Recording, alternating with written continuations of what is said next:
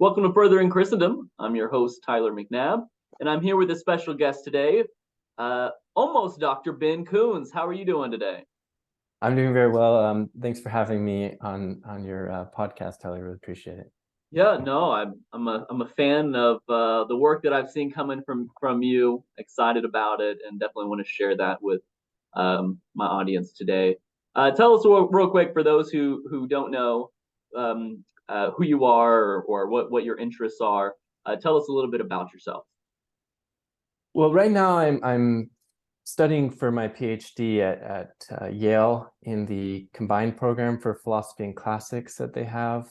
The very intensive study of ancient philosophy that they do here. I'm finishing it up this year, and I'll be starting a new position at the University of St. Thomas in Houston in the fall. My specialization is not actually the subject we'll be talking about today, but it's in Aristotle, especially in his metaphysics. So I'm writing my dissertation on Aristotle on privations. So very, very much sort of metaphysical topic, and approaching it from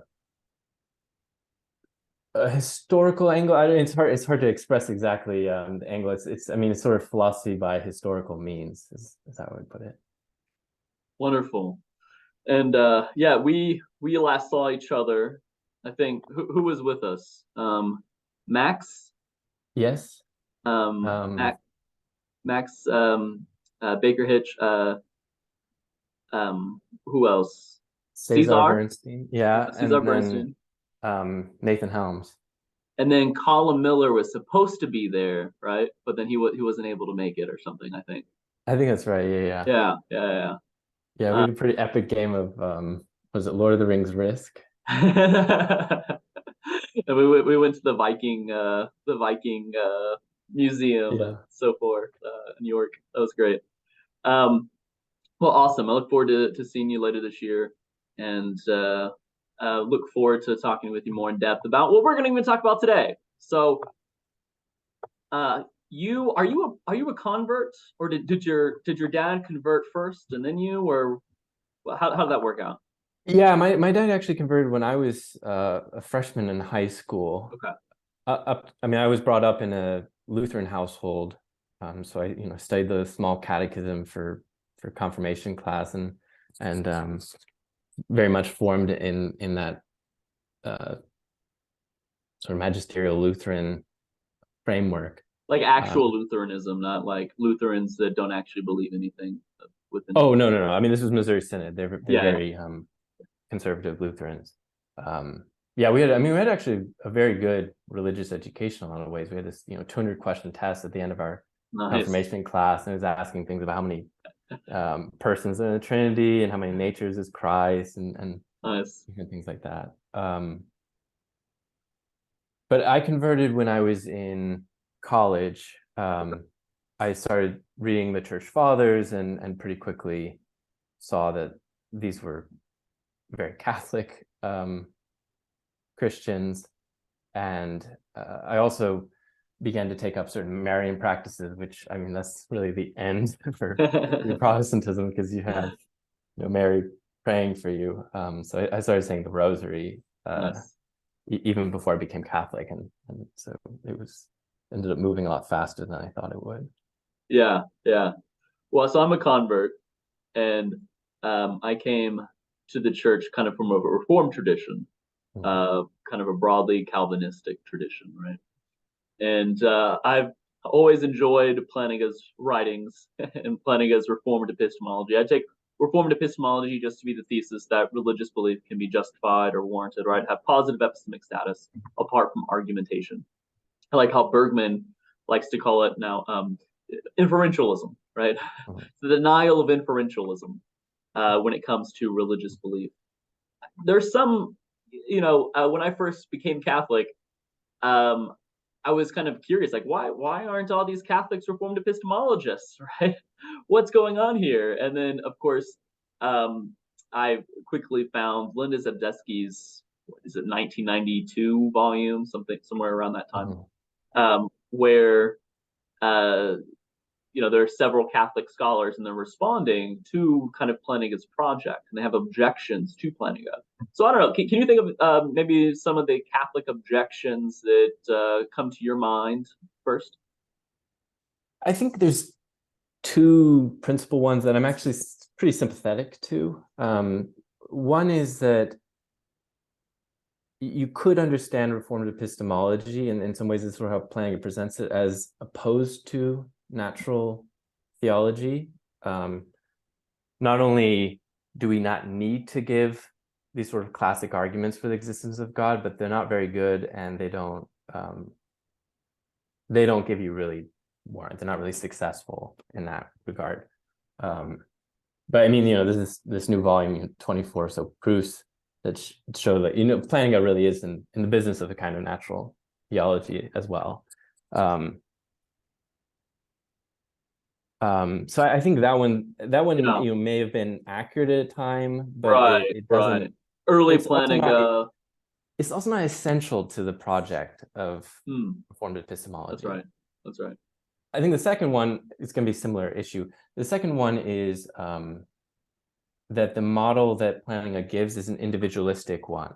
It's about how does the individual Christian come to have warranted belief about something like the existence of God, and then in the extended model about what he calls the basic truths of Christianity, and he sets out a certain kind of creed that you might have. It's interesting. He doesn't just give like the Nicene Creed or something like that. He just gives a kind of its own version of something like the Apostles' Creed. That's right. And Linda Zagzebski, her criticism of that is that, at least within the Catholic tradition, the model for the way in which an individual Christian comes to have warrant is not just, it's not like God just gives them the revelation. No, it's through this collective institution, through the church.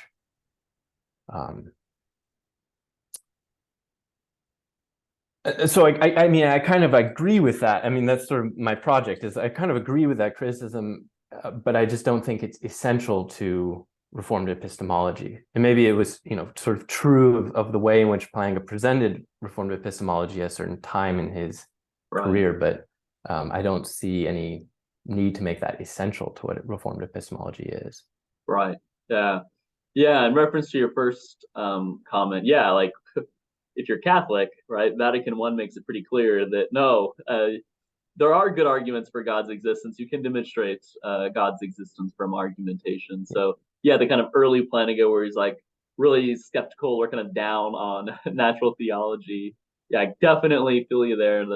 That's not good. And then kind of the how are we going to make sense of being social animals, and depending on the church and its revelation, and how can we talk about Catholic epistemology being much more communal, given kind of the constraints of proper functionalism and so on and so forth. So I really liked your paper when I read it. You got a paper, it's I think out now, published in American Catholic Philosophical Quarterly, and you kind of apply proper functionalism to the church's belief. So can you kind of break down that paper for us? Yeah. So the paper, it came out in American Catholic Philosophical Quarterly in March, and it's called Warranted Catholic Belief, sort of a riff on Plantinga's masterpiece. And the idea is, just as with Reformed epistemology, if we assume that the basic truths of Christianity are true, then we can show on the basis of that they're also going to be warranted, that the individual Christians can be warranted in believing those. So on the same model, I say, well, if the dogmas of the Catholic Church are true, then the Catholic Church is warranted in its belief in those dogmas. And it's important to note in this that I'm talking about the Catholic Church as a group that can have its own beliefs, that can know things, that can act. This maybe sounds a little bit strange to somebody coming from a very individualistic standpoint, thinking, well, only only individual people can act, right? Only individual people can have thoughts or beliefs or mental states. But there's actually been a lot of work in sort of broader analytic philosophy that's been exploring this idea of collective intentionality, the idea that in order to make sense of a lot of what's going on in our world, we really need to ascribe beliefs, mental states of some kind to groups. So I'm assuming a lot of that work about the status of groups, and then saying, okay, so if the Catholic Church is a group, it can have its own beliefs in its own right that aren't just reduced to the beliefs that the individuals who are part of it have, then what would it take for the church to be warranted in those beliefs? And following this proper functionalist framework that Plantinga has for what warrant is for an individual, I say there are three conditions for any group to have warranted belief, and in particular for the Catholic Church to have warranted belief. So the first condition is that there be a good design plan that for the group in how it forms its beliefs, that in the particular case in which the group is forming its belief, that it's acting within a sufficiently similar social environment to the one for which it was designed. So that's the second condition. And then the third condition is that the members of the group who are performing that belief are functioning properly, the essence of proper functionalism. And if we look at the Catholic Church, we can see that if in fact the Catholic Church's dogmas are true, then it's going to meet all three of these conditions in forming those dogmatic beliefs. Because included among these Catholic dogmas are things like the infallibility of the Church. And also, so I mean, that's going to guarantee proper functioning of the members when they're forming those dogmatic beliefs. So a pope or an ecumenical council, when they're defining a dogmatic belief, are guaranteed by the charism of infallibility, as Vatican II calls it, to function properly in defining that belief. Then in terms of good design plan, well, we have to look at what the church says about its founder. So the church is founded by Jesus Christ, who is both God and man. He has both divine foreknowledge, which allows him to know all the social environments that the church will ever operate in. And he also has, well, we don't have to get, but he also has a kind of human knowledge that also would allow him to do something very similar. But that's sort of a little bit more of a complex issue there. He also, though, gives these promises of indefectibility to the church. So not only does Christ know every environment that the church will operate in, but he also guarantees that the church will always exist. So he designs the church such that it will always be operating on all these different social environments throughout the future. So that kind of guarantees that you don't end up in a situation where somebody founds a group and it's really well designed at the beginning, but then, social conditions change, political conditions change, there's all kinds of technological advances, and suddenly the group doesn't really work anymore. It's obsolete.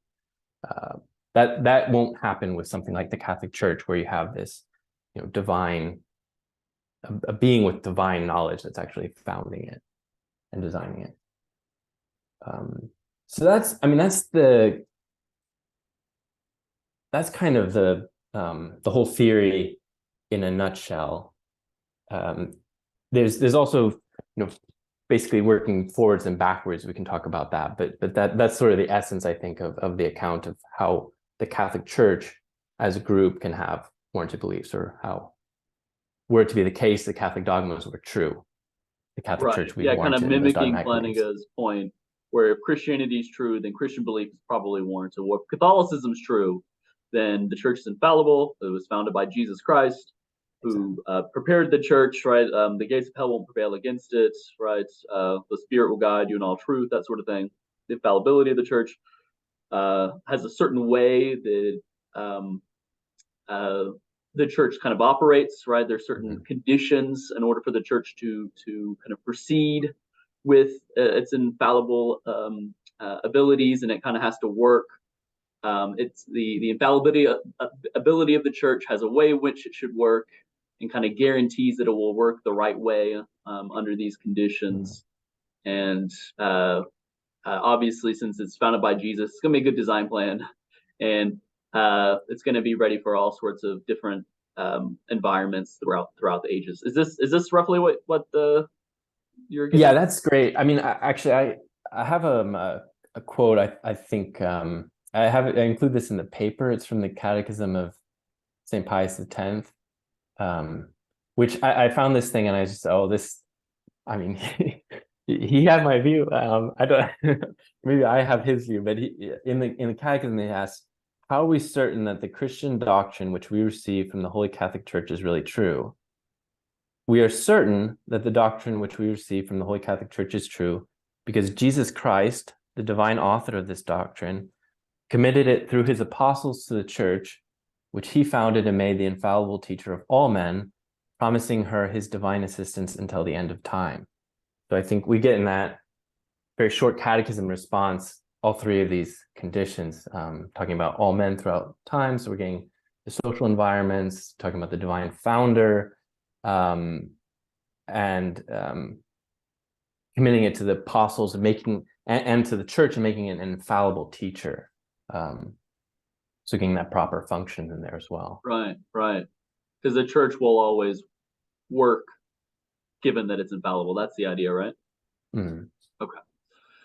Um, have you thought, since the paper's been published, I know sometimes this happens to me where I publish a paper and then I think I really wish I would have engaged such and such objection or would have changed this about the article. Is there anything like that? Or are you still pretty good with how it turned out?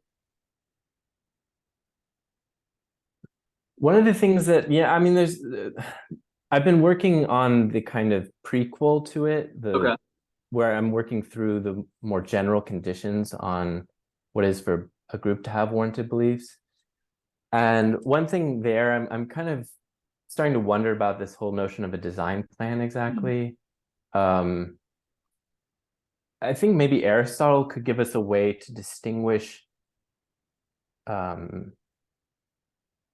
two different concepts here. So one is the design plan, which we could think about as kind of the extrinsic formal Right, cause of the group. right. And then we can compare that to, let's say, the constitution of the group, which would be the internal Uh-huh. formal cause of the group. So the design plan, it may or may not be a case that there's necessarily an actual designer of a group or of a given substance, let's say. But that there would always be some sort of intrinsic formal Mm. cause to it that makes it the sort of thing that it is. Right. So maybe the case actually thinking about intrinsic formal causes of groups or the constitutions of groups Uh-huh. is going to be um, uh, a more general way Uh-huh. of thinking about this than the design plan would be. I think with the case of the Catholic Church, it's fine because there clearly is Right. an extrinsic formal cause. Uh-huh. There's a design plan that pretty obvious, like Christ has a design plan for the church. But with groups like, let's say a family or something like that, Uh-huh. it's not so clear that a given family is going to have this kind of actual Extrinsic. design plan. Yeah, Yeah. extrinsic formal cause But like then that. there's something intrinsic to them that sort of makes them what they are, so to speak, or a cohesive unit. Yeah. Yeah, like Um, that's the way we do things in this family. You can say something like that. uh-huh. Or that's not what Americans do. You can say that. And you're there, I think you're appealing to something like um, some sort of intrinsic formal cause that Uh-huh. makes the group what it is. Yeah, though I wonder, even with that though, this is, me thinking out loud here. Um, if we're still talking about kind of the nature of family, the nature of um America, or I don't know if we can really talk about the nature of America, but we'll say the nature of family. That's easier to talk about. Um, where there's a nature to family, there's still kind of like a form to family, and ultimately, uh, this is grounded in God's mind, or at least this is one take that you could do and Yeah. still say that that we still need, in order to account for intrinsic teleology, you still ultimately are, talk about natures of things, and ultimately you're still gonna, appeal to God, and that route, maybe something like the fifth way. I don't know. Any thoughts on that kind of Yeah, that might be. I mean, it may be the case that we can make this distinction between intrinsic and extrinsic formal causes, and say, look, there's a definite move being made in supposing that everything that has an intrinsic one is also going to have this extrinsic one, but for that you're going to have to make that move anyways. I mean, yeah. I think that's definitely something where I'm a little bit less sure about whether in every single instance we have to say that every group has to have one. I know with every kind of substance, I'm fine with saying you have to do that, but that you have to do what specifically? That you have to have an extrinsic formal cause. Okay. So, I mean, with what St. Thomas talks about with the divine ideas by which God makes actual substances, right, different species of substance. I see. Very good, very good. Though I imagine artifacts, you'd be fine with saying that as well, right? That there's an extrinsic formal cause in the mind of the producer. Yeah, exactly. Yeah. I mean, that's the clearest case.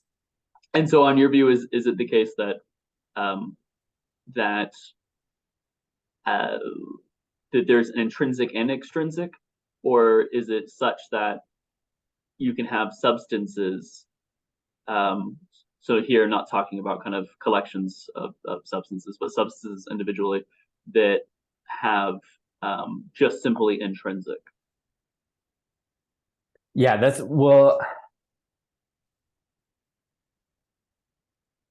I think with substances, I want to say it's going to have the extrinsic formal cause as well. Okay. But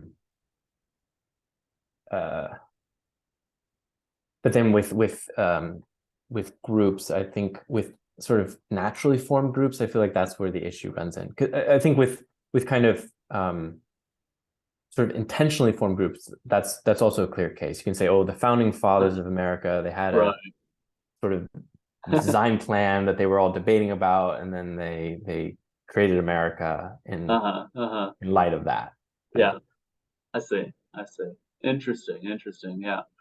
Well, what about I think you have a follow-up paper that from this, where maybe you look at a little bit more about how individuals can come to have warranted Catholic belief or warranted Christian belief more generally. Can you take us through that briefly?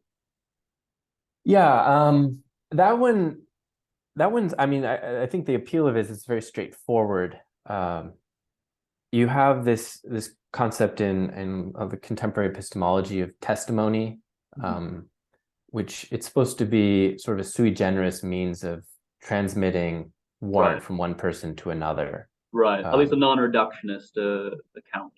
Yeah, exactly.